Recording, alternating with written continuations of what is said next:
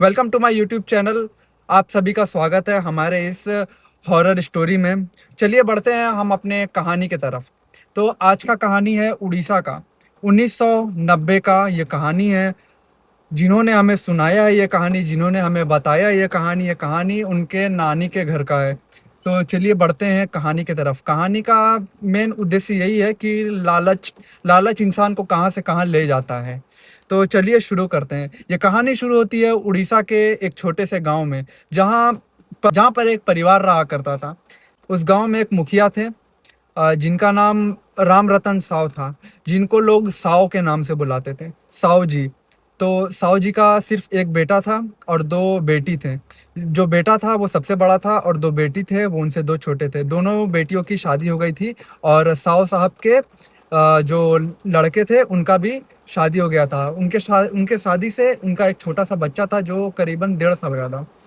तो साव साहब का जो एक लड़का था वो काम वाम कुछ करता नहीं था, साथ में ही रहता था। इन लोग का बहुत बड़ा जमीन था, उसी में खेती वगैरह करते थे। उनके साथ साव साहब के साथ उनका लड़का था और ये सिलसिला उन लोगों का लाइफ नॉर्मल चल रहा था। साव साहब का जो लड़का था उसकी दोस्ती साव साहब का जो लड़का था उसकी दोस्ती एक लड़के के साथ होती है जो कि एक तांत्रिक था। तो जब उसकी दोस्ती उसके साथ होती है तो ये लोग पीना खाना साथ में करते हैं, जुआ खेलते हैं और रात को देरी से आता है घर पे। तो साहु साहब को सब लोग बोलते हैं गांव में कि देखो ना साहु साहब, आपका जो लड़का है वो अच्छा संगत के साथ नहीं रह रहा है, एक तांत्रिक है। तो साहु साहब बोलते हैं अपने लड़के को कि तुम्हारे ये गलत संगति है, तुम शादीशुदा हो, ये सब काम कर रहे हो, ये सब अच्छी बात नहीं है, काम धंधा पे ध्यान दो। तो वो बोलता है कि नहीं नहीं नहीं, मेरा दोस्त तो अच्छा है। वो बोलते कि फिर एक दिन क्या होता है कि साव साहब का लड़का जो है अपने दोस्त को दावत पे घर पे बुला लेता है। रात का टाइम पे दावत पे आता है, घर पे आता है, सब लोग साथ में खाते हैं, साव साहब और उनका लड़का और वो उसका दोस्त जो तांत्रिक था। ये लोग तीनों जन बैठ के खाना खाते हैं। खाना खाते खाते खाना जब खत्म हो जाता है तो वो जाते टाइम पे बोलता है कि अंकल, साव साहब जी, मैं आपको कुछ कहना चाहता हूँ। बोलते निकल मेरे घर से। मैं तुझे खाना पे बर्दाश्त इसलिए किया क्योंकि मेरे लड़के ने तुझे दावत दिया था। मैंने तुझे खाना पे इसलिए बर्दाश्त किया क्योंकि मेरे लड़के ने तुझे दावत दिया था, तू मेरा मेहमान था। वरना तू पीने खाने वाला आदमी है, तू इतना गलत आदमी है। ये वो बोलते हैं कि गांव वाले जो बोलते हैं वो गलत बोलते हैं। मैं जाते जाते आपको एक बात बता देना चाहता हूँ साहु जी। आपके आंगन में जो है एक खजाना है, कलश है, उसके अंदर ढेर सारा खजाना है। साहु जी सुन के शौक हो जाते हैं, मेरे आंगन में? तो बोलते कि हाँ, आपके पूर्वज ने इसके अंदर गाड़ के रखा है, अगर आप चाहो तो हम लोग मिलकर के इसको खोद के निकाल सकते हैं। तो बोलते कि ठीक है, कल सुबह से काम चालू करते हैं। ठीक है, मैं बाहर से आदमी बुला के ले आता हूँ, वो लोग खोदेंगे। तो उसका जो तांत्रिक दोस्त था बोला नहीं नहीं नहीं, बाहर का कोई लोग को मत बुलाइए, हम ही लोग मिल करके इसको खोदिए तीनों लोग। वो इसीलिए क्योंकि बाहर बात जाएगा, फैलेगा तो लोग बात बनाएंगे तो बात इधर उधर जाएगा, बोले कि खजाना निकला है, फिर ये अच्छा बात नहीं है, हम लोग ही निकाल के हम ही लोग आपस में बांट लीजिए। तो बोलते कि कैसे बांटेंगे? तो बोले ठीक है, एक खजाना का 3 हिस्सा होगा। तो साहु साहब बोलते नहीं, 3 हिस्सा नहीं होगा, ये खजाना का 10% तेरे को दूंगा। बोलता है कि नहीं नहीं, ऐसा नहीं होगा, 30-30% सब में बटेगा। बोलता है नहीं नहीं नहीं, लेना है तो 10% ले, नहीं तो निकल यहाँ से। बोलता है कि ठीक है, खजाने के बारे में तो मैंने आपको बता ही दिया है, अब क्या छुपाना आपसे। बोला कि ठीक है कोई बात नहीं। 10% पे मान जाता है वो आदमी। 10% में जब वो मान जाता है तो खुदाई चालू होता है। वो तीनों लोग मिलकर खोदते हैं, खोदते खोदते खोदते एक दिन हो जाता है, कुछ हाथ नहीं आता है। तो साहु जी पकड़ लेते हो तांत्रिक को, बोलते तू तो बोला था यहाँ पे खजाना है, अभी तक निकला नहीं। बोला अरे, एक दिन में नहीं निकलेगा, तो सब्र कीजिए, कल भी हम लगाएंगे और अंदर होगा शायद, इसको हम खोद के निकालेंगे। बोला ठीक है। दूसरा दिन वो लेट से आता है। साहु जी पूछते कि कहाँ गया था? बोलता है कि मैं गया था अपने गुरु जी से मिलने के लिए, मैं मिल के आ गया हूँ। वो मिल करके खोदने लगा। खोदते खोदते वो कलश निकल जाता है, टन सा आवाज करता है, कुल्हाड़ी में लगता है और कलश जो है मिल जाता है। लोग हो जाता है कलश। कलश जैसे मिलता है वो तांत्रिक जल्दी से निकल के बाहर आ जाता है। बोलता है कि आप लोग दोनों इस कलश को निकालिए। जल्दी से, और बाप बेटा कूदता अंदर कलश निकालता है। उसके ऊपर लाल कपड़ा लगाया हुआ रहता है कलश के ऊपर।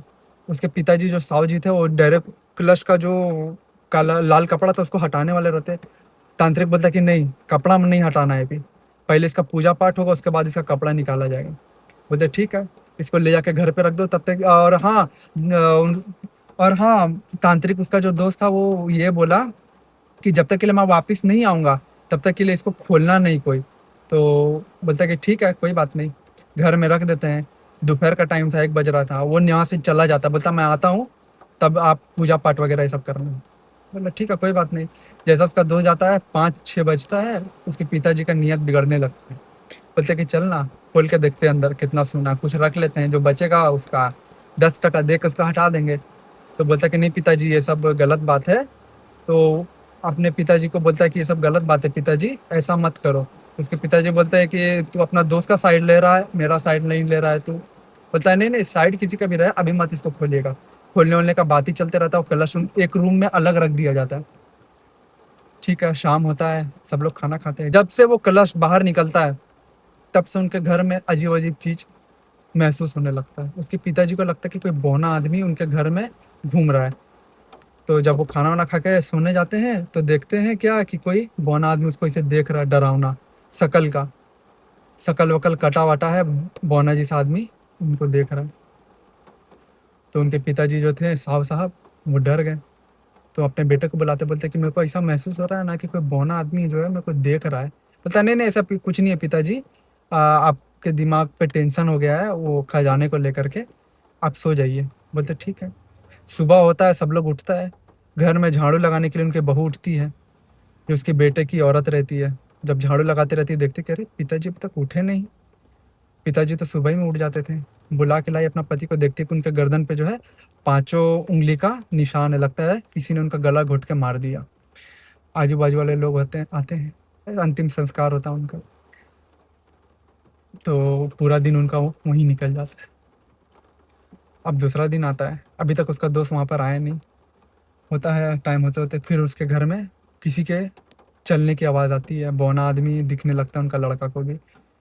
तो उनका कोई कपड़ा खींच ले रहा है उस आदमी का। कोई आके टपली मार के जा रहा है सर पे।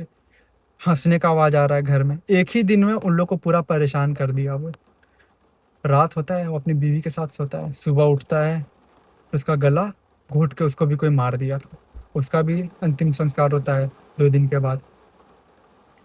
तो उसकी वाइफ जो थी, उसको तो सब महसूस हो रहा था कि जब से ये कलश निकला जमीन के नीचे से, तब से घर में ऐसा ऐसा हो रहा है।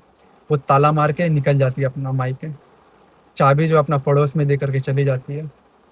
बाकी जो मेहमान वगैरह आए थे, वो लोग भी इधर उधर चले जाते हैं। घर बंद।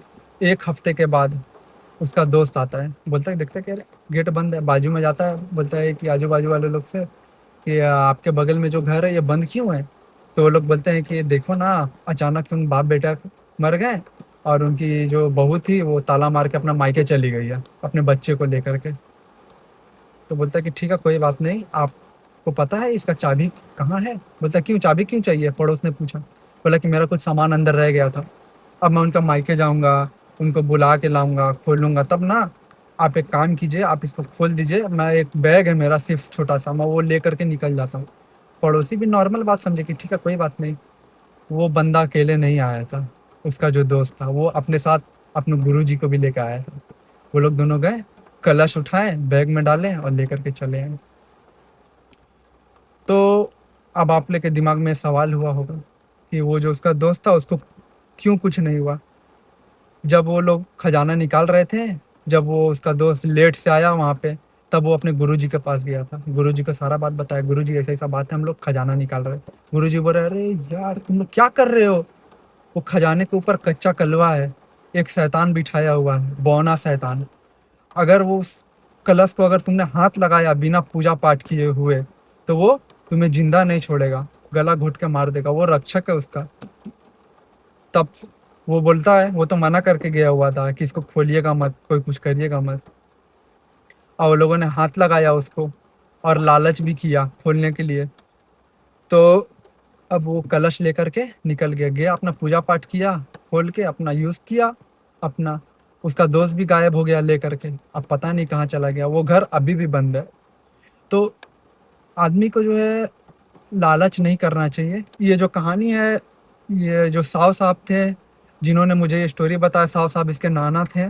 और जो मर गया, जो लड़का था वो इसका मामा था। जो गांव चली गई वो इसकी मामी थी। तो ऐसे स्टोरी के लिए आप हमें सब्सक्राइब करें, ताकि लोगों को ये पता चल सके कि जिसके पास ज़्यादा सब्सक्राइबर होते हैं वही सिर्फ अच्छी स्टोरी नहीं लाते हैं। तो आज के लिए अलविदा। नेक्स्ट स्टोरी हम जल्द ही ले आएंगे।